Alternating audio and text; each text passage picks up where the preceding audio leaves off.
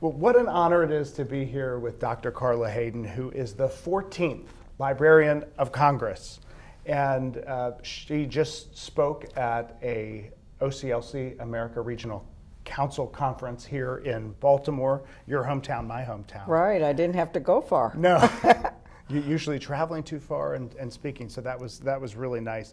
And it's also great because OCLC and the Library of Congress have had a long history of working together and collaborating. So thank you for talking with us. Thank you for inviting me to, because it's exciting to see the different types of libraries represented, the academic libraries, the public libraries, special libraries, all here together talking about change. One of my pet topics these days at the Library of Congress. You have just a little bit of changes just a going little on. bit, just a little bit. I was talking to somebody about all the things that you are launching and the difference you've made in a short period of time. Well, I like what you said in your remarks, and in fact, we're going to invite you to the Library of Congress to do something similar, because when you mentioned the quote about if the change inside your organization is slower than the change outside of your organization, that really resonated with me in terms of what we're trying to do at the Library of Congress, but what all libraries need to think about. You know, coming to the Library of Congress, you were talking about one thing that stuck out with me, and it was pinch me moments. Yes. I loved that.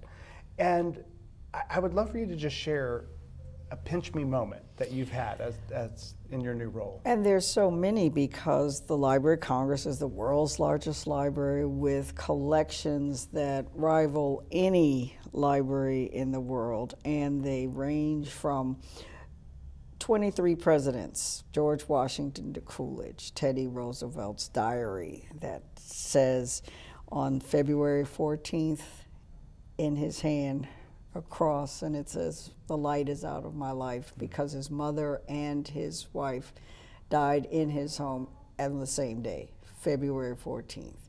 And that's a kind of pinch me moment to recognize that this is what he felt, but we know that he went on and what he did later. Pinch me moments and libraries. You were talking about how some people naively think, oh, libraries are dying or libraries are going away, and yet libraries have such a vital role in society. I'd love for you to just talk a little bit about libraries and their role. And it's wonderful that we're sitting here in Baltimore, the library system that I'm very familiar with, the Enoch Pratt Free Library, and they've just established a program, social worker in the library, because libraries are sanctuaries in communities and people with so many needs. And then there are other libraries that are providing everything from tools, like almost Home Depot, to flu shots, to actually dealing with the opioid epidemic and giving staff members the tools that they need to be helpful, to helping on campuses and making sure that the students really think about the sources that they're looking at. So this range of types of libraries in all types of places making a difference is even more relevant, I think, than ever before. How do you see skill sets evolving for librarians? Because it has been, I mean, all of those things you just talked about, right? I mean, how do you have the skill to deal with social work and a flu shot and an opioid crisis and academic change? Where do you see that evolving in terms of skills for librarians?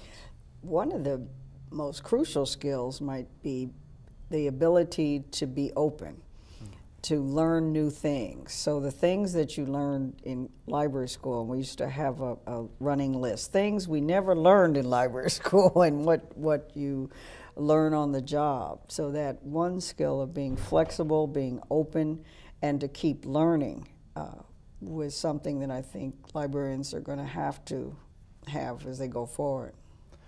Well, thinking about you personally, as we're talking about their skills, if you have someone who's just starting out in their career and they look at you, and you've been such a trailblazer in so many ways, you've broken all kinds of barriers and have inspired a whole group of people and a whole generation, what would you say to that person who's just starting out and is looking at you and saying, what advice do you have for me to follow? Don't be discouraged.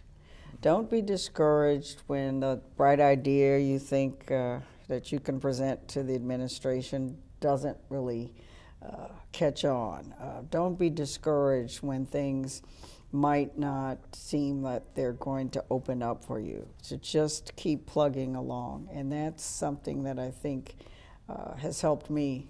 And I've had quite a few colleagues and family and friends to be supportive, and it's just something to don't give up. So don't give up, have that right attitude, and have a support network. Have a support network, that helps you. Especially people who aren't in the profession. Have a little sense of humor about it. There's nothing better than talking about the library world with people who aren't part of it and just enjoying that part.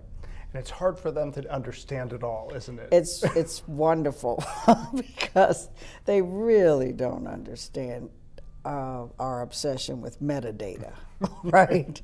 Although it's at least in the news these days. It's in the news. It's in the news, so you can relate. But it's fun, and to just broaden your circle and keep the people close to you. Well, how about collaboration?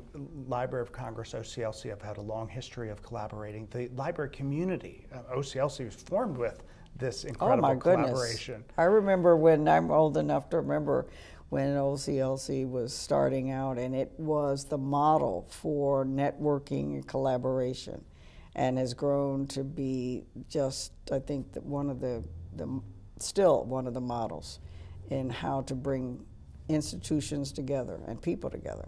It's amazing to see how the community created this, and it's expanded from Ohio, as you mentioned. At Ohio University, right, and it was these academic librarians who were forward-thinking, who probably realized the impact of technology and the need to network and share information, cataloging resources at first, and then just to everything. Well, how do you see the value of collaboration going forward? So this is a great example to date. How do you see collaboration in terms of being an important skill, an important value for the community going forward? With limited resources and rapid change externally, to realize that being part of a larger unit and network makes your individual institution or entity stronger.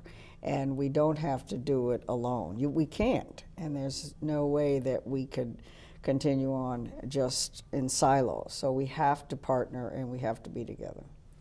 Well, that original collaboration started with the card catalog. Yes. And you wrote the foreword to a book on the card catalog, obviously near and dear to our hearts at OCLC.